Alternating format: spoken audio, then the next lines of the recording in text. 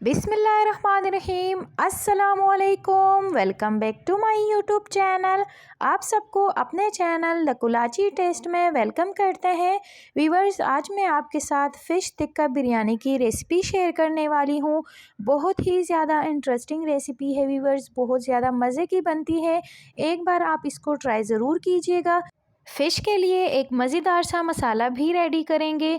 इतनी कोई ये इंटरेस्टिंग रेसिपी होने वाली है वीवर्स। सर्दी का मौसम है, फ़िश बहुत ज़्यादा अच्छा लगता है। सो इस तरीके से अगर आप फ़िश बनाएंगे तो बहुत ही ज़्यादा सबको पसंद आएगी ये रेसिपी। तो चलिए आपको ये मज़ेदार से फ़िश टिक्का बिरयानी की रेसिपी बताते हैं।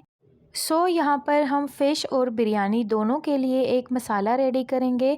हमने लाल वाली मिर्चें ली है 6 से 7 अदद। 1.5 टेबल स्पून धनिया ऐड करेंगे, सूखा धनिया। हाफ़ टेबल स्पून अजवाइन ऐड करेंगे। हाफ़